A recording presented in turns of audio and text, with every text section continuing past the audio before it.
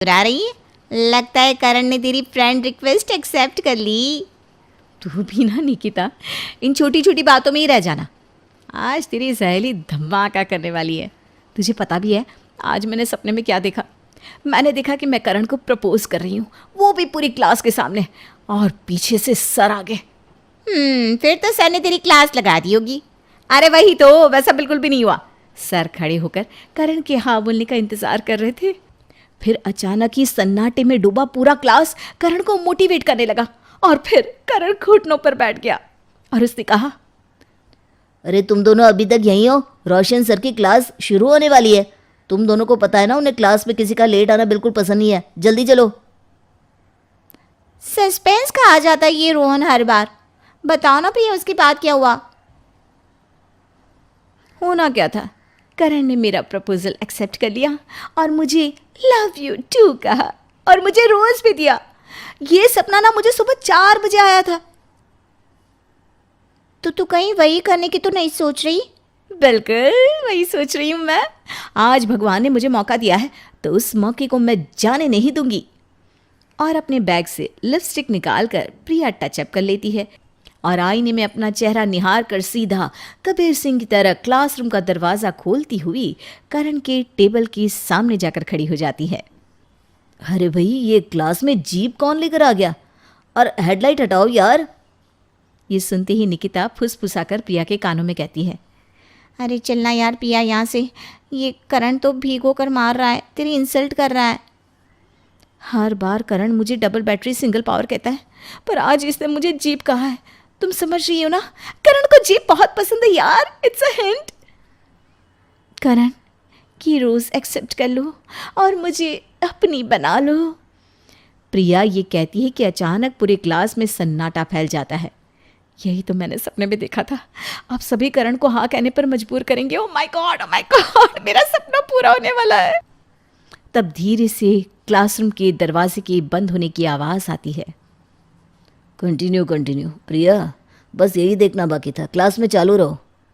करण प्रिया के हाथ से वो गुलाब लेकर अपने पैरों के नीचे कुचल देता है। तुम पागल हो क्या? शक्ल देखी है तुमने अपनी? टमाटर जैसे चेहरे पर 2 आलू की तरह ये गोल गोल चश्मा लगा रखा है। शुक्र है कि सर की शादी हो चुकी है, वरना तुम जैसी लड़की सर की एज के आदमी को डिजर्व करती है कि नहीं सर? हो गया तुम दोनों का? अब निकलो मेरे क्लास से। और प्रिया, तुम तो आज मेरे साथ प्रिंसिपल के कमरे में चल रही हो। क्लासरूम को तुमने प्रेम प्रसंग का हॉल बना दिया है। आज यहाँ एक दूसरे को प्रपोज किया जा रहा है, कल को इसी क्लास में शादी समारोह भी हो जाएगा। अब तो तुम्हारे पेरेंट्स ही इस बारे में बात करेंगे। हो गया ना सपना पूरा, अब क्या होगा तेरा? प्रिया एक बहुत ही सिंपल लड़की थी जो देखने में बेहद खूबसूरत थी, पर उसके चेहरे पर लगा चश्मा उसकी खूबसूरती को आधा नहीं 4 गुना घटा देता था। बचपन से ही चश्मे लगाने के कारण प्रिया का बड़ा मजाक उड़ाया जाता था, पर प्रिया को इन चीज़ों से ज़्यादा फ़र्क नहीं पड़ता था। पर अब तो फ़र्क पड़ने वाली बात थी भाई, क्योंकि प्रिया के गार्डियन को कॉल करके कॉलेज में बुला लिया गया था। तो ये कर रही है आपकी बेटी? क्लास के सारे बच्चे तो निकम्मे हो ही रखे हैं उस करण के पीछे, पर मुझे नहीं लगा था कि प्रिया को भी पसंद आएगा तो करण ही। क्लास में रोशन सर के सामने आपकी बेटी करण को प्रपोज कर रही थी। अच्छा बेटा, तूने आखिरकार करण को प्रपोज कर ही दिया, तो क्या कहा उसने? मना तो नहीं किया ना? ये क्या बोल रही हैं मनीषा जी? आप अपनी बेटी के प्रिंसिपल के सामने बैठी हैं। तो प्रिंसिपल मैम भी तो किसी की बेटी है, माँ है, वो भी तो समझ सकती है मेरी प्रॉब्लम। आप तो जानती है ना मैम की प्रिया कितनी तेज़ है, पढ़ाई में हमेशा फर्स्ट आती है, पर इसकी इस चश्मे के कारण ना बेचारी को क्या कुछ नहीं सुनना पड़ता। मेरा बस चलता तो मैं 2 साल पहले ही इसकी शादी करवा चुकी होती, पर कोई लड़का शादी के लिए राज़ी नहीं होता। इसीलिए तो मैं इसे मास्टर्स करवा रही हूँ कि शायद क्लास में ही कोई इसे पसंद कर ले। अब कब तक घर पर बिठा कर रखूँगी इसे? यहाँ मैंने आपको आपकी बेटी की कंप्लेंट करने के लिए बुलाया है और आप अपनी गाथा सुनाई जा रही हैं। आपको समझ में भी आ रहा है कि मैं आपकी बेटी को कॉलेज से निकाल सकती हूँ? निकाल ही दीजिए मैडम, एक लड़के से हाथ तक नहीं बुलवा पा रही, इसे तो कॉलेज से निकाल ही देना चाहिए। अब प्रिया की माँ के मुंह से ऐसी बातें सुनकर प्रिंसिपल मैम उसे निकालती भी कैसे, इसलिए प्रिया को लास्ट वार्निंग देकर जाने को कह दिया जाता है कैबिन के बाहर। आप तो ना जी घूम फिर कर मुझ पर ही चढ़ जाते हैं। ये देखिए कैसे बातें की घुमा फिरा कर मैंने कि आखिर में हमारी बेटी बच गई ना, उसे नहीं निकाला गया ना। और क्या, प्रिया कितनी बार बोला है मैंने कि ये चश्मा लगाना छोड़ दे। तेरे चश्मे के पीछे अगर तेरी शादी नहीं हुई तो मैं तो बिना जवाई का मुंह देखे ही मर जाऊंगी ना। ऐसा मत कहिए आंटी जी, मैंने तो पहले ही प्रिया की शादी के लिए लहंगा लेकर रखा है, फिर उस लहंगे का क्या होगा। और फिर से मनीषा जोरों शोरों से प्रिया के लिए लड़का देखने में लग जाती है। आपने फिर से मेरी बिन चश्मे वाली फ़ोटो लड़के वालों को भेज दी मम्मी, फिर वो मेरी फ़ोटो देखकर हाँ करेंगे और सामने आकर मुझे मना कर देंगे। अरे तो तू कोई अंधी थोड़ी ना है बेटा, चश्मे के बिना दिखता तो है तुझे। ये देख, ये मैं हूँ, ये तेरी माँ है। मुझे दिखता है पापा, पर ये लड़के वालों को नहीं दिखता ना। और इसी बीच अचानक ही लड़के वाले प्रिया के यहाँ पहुँच जाते हैं। ये भगवान, ये तो बिना बताए आ गए। ये ले बेटा, इसी लड़की के पीछे तू दीवाना हुआ पड़ा था ना। देख ले, असलियत फोटो में कुछ और, सामने कुछ और। बाप रे बाप, ये तो खुद ही फिल्टर लगाए घूमती है। मुझे नहीं करनी इस लड़की से शादी। चलती फिरती फिल्टर की दुकान। एक तो तुम जैसे को ओरिजिनल फोटो भेजो, उसमें भी तुम्हें फिल्टर लग रहा है। अपनी शक्ल देखिए क्या फोटो में, हाँ उसमें तो एंग्लो इंडियन लग रहे थे और यहाँ अफ्रीकन से कम नहीं लग रहे हो। चलो बेटा यहाँ से। अरे रुक जाइए भाई साहब, बस चश्मे का ही तो फ़र्क था। और ये चश्मे का फ़र्क बहुत बड़ा फ़र्क था मनीषा जी। ठीक है, फिर तो चश्मे को ही हटा देते हैं। ये मैं जानती हूँ कि तुझे चश्मा लगा हुआ है, ये तेरे पापा जानते हैं कि तुझे चश्मा लगा हुआ है, पर ये लड़के वाले तो नहीं जानते ना कि तुझे चश्मा लगा हुआ है। अब से हमें पहले से प्लानिंग करके रखनी होगी और लड़के वालों के सामने तुझे बिना चश्मे के ही ले जाया करेंगे, फिर तो कोई तुझे ना नहीं कह पाएगा। नाक नक्श तो मेरा ही लिया है तूने, बस आंखें पापा की ले ली। हाँ बिल्कुल, मेरी ही ले ली है प्रिया ने, कमज़ोर, जिसने आपको पसंद कर लिया। जहाँ इस तरफ मनीषा चश्मे से परेशान थी तो वहाँ प्रेम भी चश्मे का मारा था। कुछ भी हो जाए मम्मी, मैं ऐसी लड़की से कभी शादी नहीं करूँगा जिसके चश्मे लगे हो। तुम्हें याद है ना, मेरी एक्स वो चश्मा लगाती थी और मुझे ही चश्मा पहना कर चली गई। अरे तो मेरे बेटे में कोई कमी है क्या? ना मांगली क्या, ना कोई ऐब, ना ही खाने पीने की बुरी आदत। तेरे लिए तो मैं ऐसी सुंदर सी लड़की लेकर आऊँगी जिसे चश्मा ना लगा हुआ हो। वैसे पंडित जी कल एक लड़की की तस्वीर लेकर आए हैं, प्रिया नाम है उसका, डिस्टिंक्शन से पास हुई है मास्टर्स में। मैं तो कहती हूँ लड़की वालों को अपने घर पर बुला लेते हैं, लड़की जचती है तो तुरंत के तुरंत हाथ लगते ही 15 दिन के अंदर शादी कर देंगे तेरी। हाँ मम्मी, वैसे भी मैं अपनी एक्स को भूल नहीं पा रहा हूँ। हो सकता है प्रिया से शादी के बाद मैं उस गम से निकल पाऊँ। और बिना देरी किए दोनों परिवार आपस में मिल लेते हैं। मनीषा अपनी बेटी को बिना चश्मे के ही लड़के वालों के यहाँ लेकर जाती है और उसकी सुंदरता को देखते ही एक ही बार में सुमित्रा जी को प्रिया भा जाती है। आपकी बेटी के चेहरे में तो पानी है, मानना पड़ेगा मनीषा जी, बड़ा मासूम चेहरा है प्रिया का। क्या बेटा प्रेम? हाँ मम्मी, प्यारा तो है, पर मुझे आपसे एक सवाल करना था प्रिया।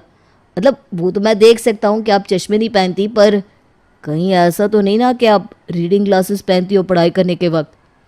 चश्मा वो क्या होता है बेटा? लोगों की तो 6-6 आँखें होती है, मेरी बेटी की तो 6x10 की है। रात को उल्लू भले ना देख पाए, मेरी लाडो तो फट से देख लेती है। आप भी तो बताइए जी, सारी बातें मैं ही बताऊं क्या? आप तो जानती है सुमित्रा जी, हमारे इलाके में बिजली की कितनी समस्या है। रात रात भर लाइट नहीं रहती, पर उस वक्त भी मेरे सारे अकाउंट का काम मेरी बेटी कर लेती है। तो सोच लीजिए इसकी आंखें कितनी अच्छी है। तो देर किस बात की, मियाँ बीवी राजी तो क्या करेगा काजी। आज से आने वाली पहली एकादशी को ही दोनों बच्चों का रिश्ता कर देते हैं और अपनी प्रिया को अपने घर ले आते हैं।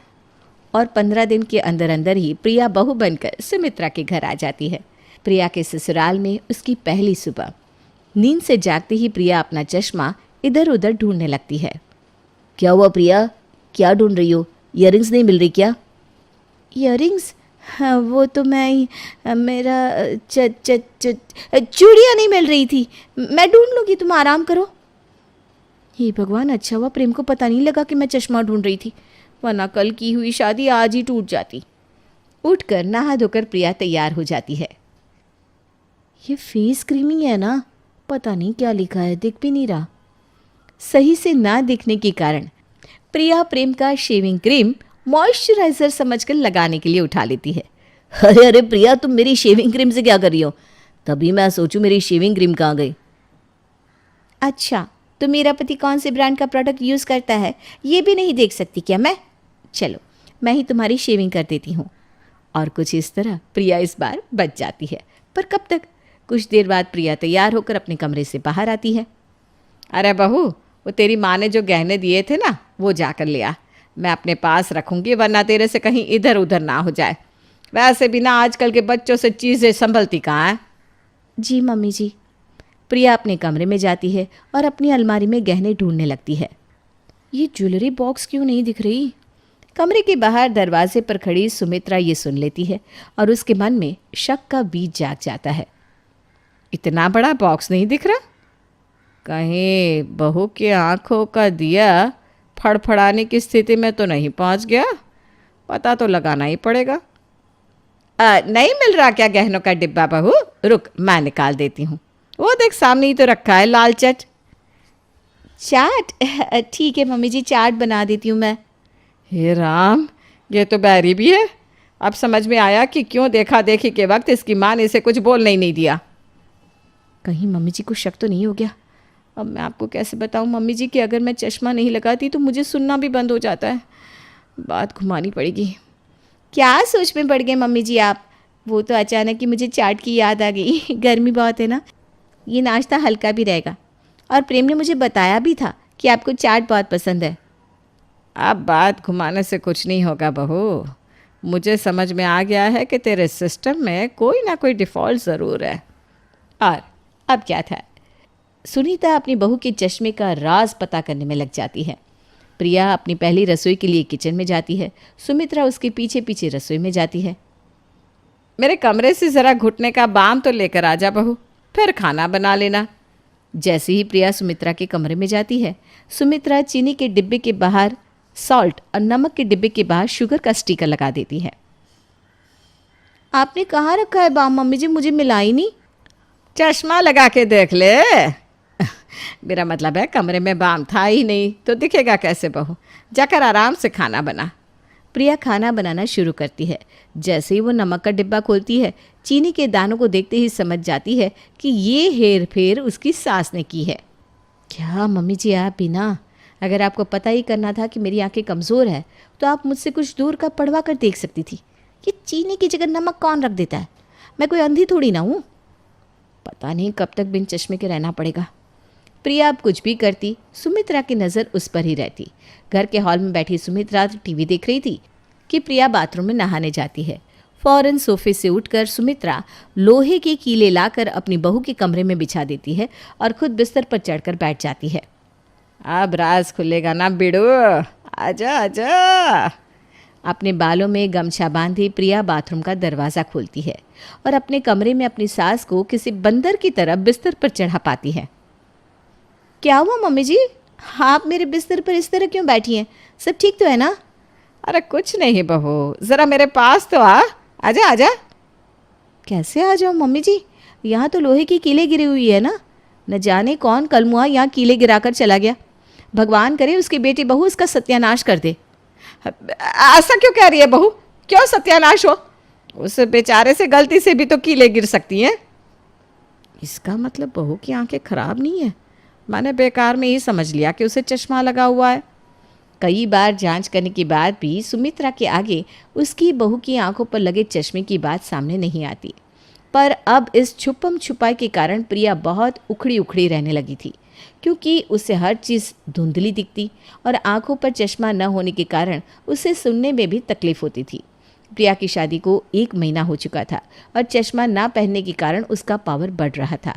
एक रोज़ वो अपनी माँ से फ़ोन पर कहती है, अब बहुत हो गया, मैं लगा लूँगी चश्मा। तोड़नी हो शादी, प्रेम जी को तोड़ दे। परेशान हो गई हूँ मैं। यहाँ गोभी में लगे हुए कीड़े तक नहीं दिखाई देते मुझे। मुझसे ऐसे नहीं रहा जाता मम्मी। भूल कर भी ऐसा मत करना बेटा। कुछ भी हो जाए तुझे वहीं रहना है। वापस तू आई तो तुझे मैं नहीं लेने वाली। एक बार दुकान से निकला सामान हम वापस नहीं लेते। कुछ भी कर, भले तुझे अपनी सास को चश्मा क्यों ना पहनाना पड़े, तेरे चश्मे की बात सबके सामने नहीं आनी चाहिए। अपनी माँ का फ़ोन रखकर प्रिया हॉल में जाती है और सभी के साथ टीवी देखना शुरू कर देती है। तभी प्रेम कहता है, मार्केट ऊपर चढ़ रहा है, क्या लगता है कितना जाएगा प्रिया? मुझे क्या पता। अरे सामने टीवी स्क्रीन पर लिखा तो है। अब क्या लिखा है ये प्रिया पढ़ती भी तो कैसे, उसे इतना थोड़ी ना दिखता था। क्या हुआ बहू, तू पढ़ क्यों नहीं पा रही? कहीं तुझे चश्मा तो। लो जी, मेरा शक सही निकला।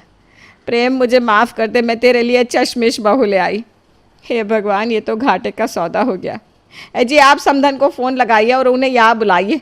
6x10 की आंखें कहकर 2-3 आंखों वाली लड़की चिपका दी हमें। 60 साल की उम्र में मुझे दिख रहा है टीवी पर क्या लिखा है, पर बहू को नहीं दिख रहा। कहीं किसी दिन प्रेम की जगह किसी और के साथ घूमने ना चली जाए। इतनी भी खराब नहीं है मेरी आंखें मम्मी जी कि प्रेम जी को भी ना देख सकूं। और आंख खराब होने से क्या हुआ, मैं चश्मा लगाकर तो सब साफ साफ देख सकती हूँ ना। प्रिया सुमित्रा को समझाने की बहुत कोशिश करती है, पर उसे तो कभी भी चश्मिश बहू नहीं चाहिए थी। सुमित्रा कॉल करके फौरन सुमित और मनीषा को अपने घर बुला लेती है। अपनी बेटी के ससुराल में पहला कदम रखते ही मनीषा हॉल में लगे टीवी को देख लेती है और अपना दिमाग चलाने लगती है। हे राम, क्या कर दिया इन लोगों ने मेरी बेटी के साथ। आँख फोड़ दी मेरी बेटी की। कहाँ मेरी बेटी अंधेरे में भी सुई में धागा डाल देती थी, और यहाँ 24 घंटे टीवी चला चला कर इन लोगों ने मेरी बेटी को अंधा कर दिया। ये क्या कह रही हैं आप समधन जी? चश्मा जैसी वस्तु से मेरे पूरे खानदान में कभी किसी का पाला नहीं पड़ा था, और अब मेरी बेटी को चश्मा चढ़ जाएगा। अरे चढ़ेगा ही। पूरे महीने अगर बेचारी को इतने बड़े टीवी में टीवी देखने को कहा जाए तो आँख तो फूटेगी ना इसकी। हाँ मम्मी, हो सकता है ऐसा ही हुआ हो, क्योंकि मुझे मेरी प्रिया की नज़र पर पूरा भरोसा है। आखिरकार उसने मुझे पसंद किया था। अब अगर इसे चश्मा लगेगा तो वो भी हमारे कारण ही। हाँ सुमित्रा जी, मान लीजिए आपने मुझे हाथ पैर के साथ पसंद किया और शादी के बाद मेरी टांग टूट जाती तो क्या आप मुझे छोड़ देती? नहीं ना। और मनीषा की चालाकी के आगे सुमित्रा हार जाती है और अब आराम से प्रिया चश्मा पहनकर अपने ससुराल में रहने लगती है।